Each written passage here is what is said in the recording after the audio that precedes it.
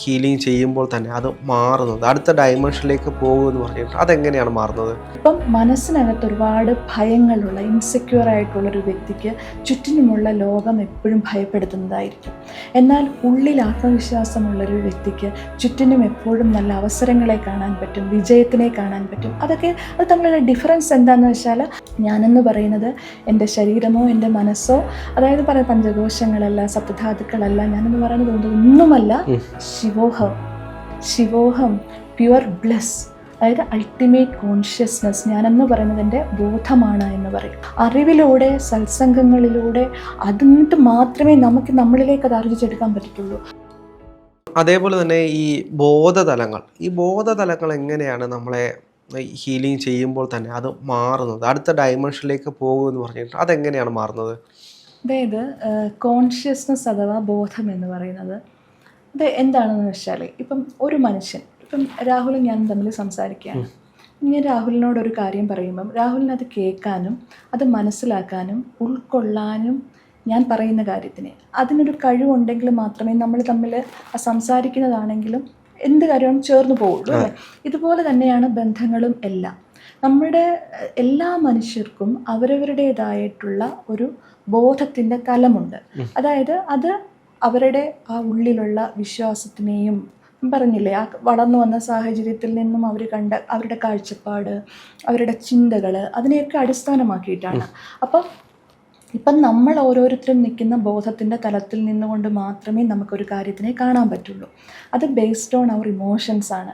ഇപ്പം മനസ്സിനകത്ത് ഒരുപാട് ഭയങ്ങളുള്ള ഇൻസെക്യൂർ ആയിട്ടുള്ളൊരു വ്യക്തിക്ക് ചുറ്റിനുമുള്ള ലോകം എപ്പോഴും ഭയപ്പെടുത്തുന്നതായിരിക്കും. എന്നാൽ ഉള്ളിൽ ആത്മവിശ്വാസമുള്ളൊരു വ്യക്തിക്ക് ചുറ്റിനും എപ്പോഴും നല്ല അവസരങ്ങളെ കാണാൻ പറ്റും, വിജയത്തിനെ കാണാൻ പറ്റും. അത് തമ്മിലുള്ള ഡിഫറൻസ് എന്താണെന്ന് വെച്ചാൽ, അത് ആ വ്യക്തിയുടെ ഉള്ളിലുള്ള ബോധത്തിൻ്റെ അവെയർനെസ് ലെവൽ, കോൺഷ്യസ്നസ് ലെവലിനെ അടിസ്ഥാനമാക്കിയിട്ടാണ്. ഇപ്പം ബോധം എന്ന് പറഞ്ഞാൽ നമ്മൾ പറയുകയാണെങ്കിൽ നിർവാണ ശതകത്തിൽ അതിനകത്ത് പറയുന്നുണ്ട്, ആരാണ് നീ എന്ന ചോദ്യത്തിന് പറയുന്ന ഉത്തരം എന്താ? ശ്രീ ശങ്കരാചാര്യർ പറയുന്ന ഉത്തരം എന്താണെന്ന് വെച്ചാൽ, ഞാനെന്ന് പറയുന്നത് എൻ്റെ ശരീരമോ എൻ്റെ മനസ്സോ, അതായത് പറയാം പഞ്ചകോശങ്ങളല്ല, സപ്തധാതുക്കളല്ല, ഞാനെന്ന് പറയുന്നത് ഒന്നുമല്ല, ശിവോഹം പ്യുവർ ബ്ലെസ്, അതായത് അൾട്ടിമേറ്റ് കോൺഷ്യസ്നസ്. ഞാനെന്ന് പറയുന്നത് എൻ്റെ ബോധമാണ് എന്ന് പറയും. ഈ ബോധത്തിനെ തന്നെ നമ്മൾ ബൈബിളിൽ പറയുന്ന ആൽഫയും ഒമേഗയും ഞാനാണ് എന്ന് പറയുന്നുണ്ട്. അതിനകത്ത് ഈ ആൽഫ എന്ന് പറയുന്നത് ഏറ്റവും ലോവർ ഇമോഷൻ മുതൽ, ബോധതലത്തിൻ്റെ ഏറ്റവും താഴെ മുതൽ, ഒമേഗ എന്ന് പറയുന്നത് ഹയർ ഫ്രീക്വൻസി ആയ 1000 ഹെർട്സ്, ദസ് പ്യുവർ ആയിട്ടുള്ള കോൺഷ്യസ്നസ്. അപ്പോൾ ഇത് ഞാനാണ്. അപ്പോൾ ഇതാ ഒരു മനുഷ്യൻ എന്ന് പറഞ്ഞാൽ ശരിക്കും അതാണ്. ഒന്ന് ആലോചിച്ച് നോക്കി, ഒരു വ്യക്തിക്ക് അവൻ്റെ ബോധത്തിൻ്റെ തലം വെച്ച് മാത്രമേ ചിന്തിക്കാൻ പറ്റുള്ളൂ, അത് വെച്ച് മാത്രമേ സംസാരിക്കാൻ പറ്റുള്ളൂ, പ്രവർത്തിക്കാൻ പറ്റുള്ളൂ. എല്ലാം അതിനെ അടിസ്ഥാനമാക്കിയിട്ടാണ്. അപ്പം നമ്മളെ ചുറ്റിനുമുള്ള ഓരോ വ്യക്തികൾ നമ്മളൊന്ന് ശ്രദ്ധിച്ചാൽ മനസ്സിലാവും. ഇന്ന് സോഷ്യൽ മീഡിയയൊക്കെ ഇങ്ങനെ ഇത്രയും ചിലർ ക്യാമറയും തൂക്കി അല്ലെങ്കിൽ സ്വന്തം ജീവിതത്തിൻ്റെ സമയവും മറ്റൊരാളുടെ ജീവിതത്തിനെ ഇൻവെസ്റ്റിഗേറ്റ് ചെയ്യാൻ വേണ്ടി നടക്കുന്നവരുണ്ട്. അപ്പോൾ അവർ ശരിക്കും സഹതാപമാണെന്ന് വെച്ചാൽ അവരാലോചിച്ച് നോക്കൂ, അവർ മറ്റുള്ളവരുടെ കാര്യത്തിലാണ് താല്പര്യം. അപ്പോൾ ഓരോരുത്തരും അവരവരുടെ ബോധം വെച്ചിട്ടാണ് പെരുമാറുന്നത്. ഇപ്പം നമ്മളൊരു കാര്യം പറയുമ്പം പോലും ആ ഒരു ആശയത്തിന് 100 പേര് 100 അഭിപ്രായം പറയും. അതെന്തുകൊണ്ടാണെന്ന് വെച്ചാൽ, അത് കേൾക്കുന്ന വ്യക്തിയുടെ ബോധത്തിൻ്റെ തലം എന്താണോ അത് വെച്ചിട്ട് മാത്രമേ ആ വ്യക്തിക്ക് ചിന്തിക്കാൻ പറ്റുള്ളൂ, അയാളുടെ ഉള്ളിലേക്ക് കയറുള്ളൂ. അത് ഇൻ്റലക്ച്വൽ ലെവലാണ്. നമ്മൾ പറയത്തില്ലേ, ഈ ആയുർവേദത്തിൽ പറയാറുണ്ട്, ഒരു മനുഷ്യൻ്റെ ശരീരം എന്ന് പറഞ്ഞാൽ പഞ്ചകോശങ്ങളാൽ നിർമ്മിതമാണ്. അതായത് നമ്മളുടെ ഫിസിക്കൽ ബോഡി, അന്നമയ കോശം, അതിൻ്റെ ഉള്ളിൽ പ്രാണനെ ക്യാരി ചെയ്യുന്ന പ്രാണമയ കോശം, മനസ്സുമായി ചക്രങ്ങൾ കണക്ട് ചെയ്തിരിക്കുന്ന മനോമയ കോശം, അതിൻ്റെ ഉള്ളിൽ ഒരു വിജ്ഞാനമയ കോശം, അഥവാ ഇൻ്റലക്ച്വൽ ലെവലുണ്ട്. ആ വിജ്ഞാനമയ കോശം എന്ന് പറയുന്നതാണ് ആ മനുഷ്യൻ്റെ ബോധത്തിൻ്റെ തലം. അപ്പം നമ്മൾ ഓരോരുത്തരും ആർജിച്ചെടുക്കുന്ന അറിവ്, അതിൽ നിന്നുണ്ടാകുന്ന തിരിച്ചറിവ്, അതിനെ പ്രാവർത്തിക തലത്തിൽ കൊണ്ടുവരുമ്പോഴുണ്ടാകുന്ന ജ്ഞാനം, ഇതെല്ലാം നമ്മുടെ ബോധത്തിനെ അടിസ്ഥാനമായിട്ടിരിക്കും. ആ ബോധത്തിൻ്റെ തലത്തിനെ ഉയർത്തണം എന്നുണ്ടെങ്കിൽ എന്താണ് ചെയ്യേണ്ടതെന്ന് വെച്ചാൽ അറിവിലൂടെയാണ്. അതുകൊണ്ടാണ് ശ്രീനാരായണ ഗുരുദേവനൊക്കെ അറിവ് നേടാൻ ഇത്രയും പറയുന്നൊരു കാര്യം. അറിവിലൂടെ, സത്സംഗങ്ങളിലൂടെ, അതിട്ട് മാത്രമേ നമുക്ക് നമ്മളിലേക്ക് അത് ആർജിച്ചെടുക്കാൻ പറ്റത്തുള്ളൂ. അപ്പോൾ അത് വെച്ചിട്ട് മാത്രമേ നമ്മുടെ ബോധം ഉയരത്തുള്ളൂ. അല്ലാതെ എന്ത് ചെയ്തിട്ടും കാര്യമില്ല. കുറേ പൈസ ഉണ്ടെന്ന് വെച്ചിട്ട് ബോധം ഉണ്ടാവണമെന്നില്ല.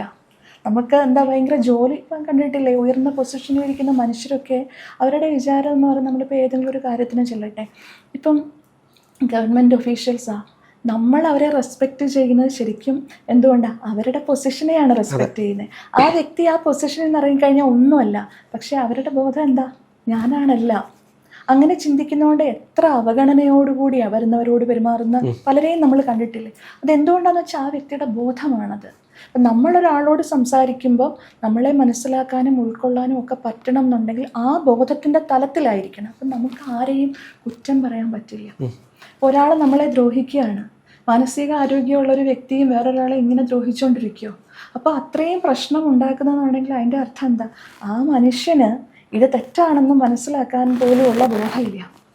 ഒരു ദ്രോഹിക്കുന്ന വ്യക്തികൾക്ക്, അല്ലെങ്കിൽ നെഗറ്റീവായിട്ട് മോശം പറയുന്ന വ്യക്തികൾക്ക്, അല്ലെങ്കിൽ മറ്റുള്ളവരുടെ ജീവിതത്തിലേക്ക് കടന്നു കയറുന്ന വ്യക്തിക്ക് ബോധമില്ലാത്തത് കൊണ്ടാണ്. ആ ബോധത്തിനെ കൂട്ടാൻ എന്താ ചെയ്യേണ്ടത്? അറിവുകൾ കൂട്ടണം, സത്സംഗങ്ങൾ ഉണ്ടാവണം.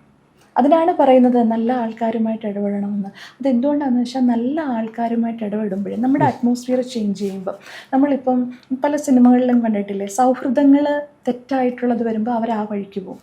അതേസമയം നമ്മൾ നല്ലൊരു ചുറ്റുപാടിലേക്ക് പോകുമ്പം നമ്മുടെ ജീവിതം മാറും. എന്നുവെച്ചാൽ ചിന്ത മാറും, കാഴ്ചപ്പാട് മാറും. അപ്പോൾ അവിടെ സംഭവിക്കുന്നത് നമ്മുടെ ബ്രെയിനിന്, ഞാൻ മുമ്പേ പറഞ്ഞതുപോലെ ആ ഒരു ആ റാസ് നമ്മളെന്ത് ഫിൽട്ടർ ചെയ്യുന്നു, നമ്മളുടെ ചുറ്റുപാടിനെ സ്വാധീനിക്കാൻ നമ്മുടെ ബ്രെയിന് കഴിയും. അപ്പോൾ അതിൽ നിന്ന് അത് അബ്സോർബ് ചെയ്യുന്ന കാര്യങ്ങളിൽ വ്യത്യാസം ഉണ്ടാവും. അപ്പോൾ ഓട്ടോമാറ്റിക്കലി ചിന്ത മാറുകയാണ്, ബ്രെയിൻ ചിന്തിക്കുന്ന രീതി മാറുകയാണ്. അപ്പോൾ ഇത് ബോധത്തിൻ്റെ തലമായിട്ട് വ്യത്യാസമുണ്ട്. അപ്പോൾ അതുകൊണ്ടാണ് ഇപ്പം ഞാൻ തന്നെയാണെന്നുണ്ടെങ്കിലും ഞാൻ ഇടപെടുന്ന വ്യക്തികൾ എങ്ങനെയാണോ ആ വ്യക്തികളുടെ ആ ഒരു ഫ്രീക്വൻസി ആയിരിക്കും എനിക്കുള്ളത്.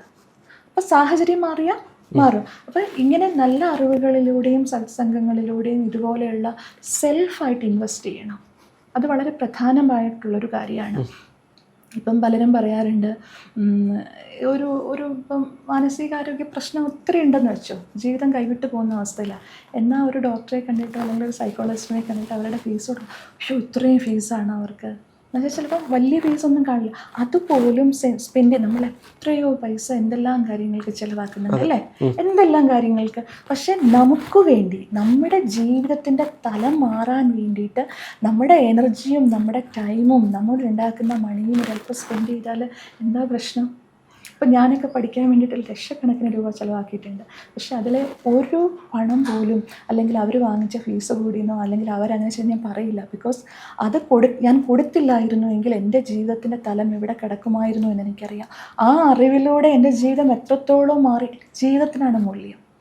പണം എനിക്ക് ഉണ്ടാക്കിയെടുക്കാം, ജീവിതം മാറിയെങ്കിൽ മാത്രമേ എനിക്കെല്ലാം ഉണ്ടാക്കിയെടുക്കാൻ പറ്റുള്ളൂ അല്ലേ. തീർച്ചയായിട്ടും. ബോധം മാറണമെന്നുണ്ടെങ്കിൽ നമുക്ക് അറിവുകൾ ഉണ്ടാവണം. ആ അറിവുകൾ ഉണ്ടാകണം എന്നുണ്ടെങ്കിൽ നമ്മളോടൊപ്പം നിൽക്കുന്ന വ്യക്തികളും സാഹചര്യങ്ങളും അതിനനുസരിച്ചിട്ടുള്ളതായിരിക്കണം. അപ്പോൾ അവിടെയും പ്രധാനം എന്ന് പറയുന്നത് ഒരു ബൗണ്ടറി ഉണ്ടാക്കുക എന്നുള്ളതാണ്. കണ്ട ചപ്പും ചവറും എല്ലാം ഇങ്ങോട്ടേക്ക് കളക്ട് ചെയ്യാതെ നമ്മുടെ ജീവിതത്തിനൊരു മൂല്യമുണ്ട് എന്ന് മനസ്സിലാക്കിക്കൊണ്ട് എന്താണ് വേണ്ടതെന്ന് മനസ്സിലാക്കി സ്വീകരിക്കുക. ബിക്കോസ് ആ സ്വീകരിക്കുന്ന കാര്യമാണ് ബ്രെയിൻ തോട്ട്സ് ആക്കി മാറ്റുന്നത്. നമ്മുടെ പഞ്ചേന്ദ്രിയങ്ങളിലൂടെ എന്താണോ ഉള്ളിലേക്ക് പോകുന്നത് അതനുസരിച്ചാണ് ബ്രെയിൻ ചിന്തകൾ ഉണ്ടാക്കുന്നത്. ആ ചിന്തകളുടെ ക്വാളിറ്റിയാണ് നമ്മുടെ ജീവിതത്തിൻ്റെ ക്വാളിറ്റി എന്ന് പറയുന്നത്. അപ്പം നമ്മൾ സംശീകരിക്കുന്ന കാര്യങ്ങൾ നല്ലതായിരിക്കണം, അത് നമുക്ക് വേണ്ടതായിരിക്കണം. എല്ലാം നമുക്ക് വേണ്ടതല്ല അല്ലേ? അതെ. എന്താണെങ്കിലും ഒരുപാട് സന്തോഷമുണ്ട്. നമുക്ക് വീണ്ടും മറ്റൊരു എപ്പിസോഡുമായിട്ടിരിക്കാം. ഒരുപാട് നന്ദി. Thank you so much Rahul, and Abak media also. Thank U.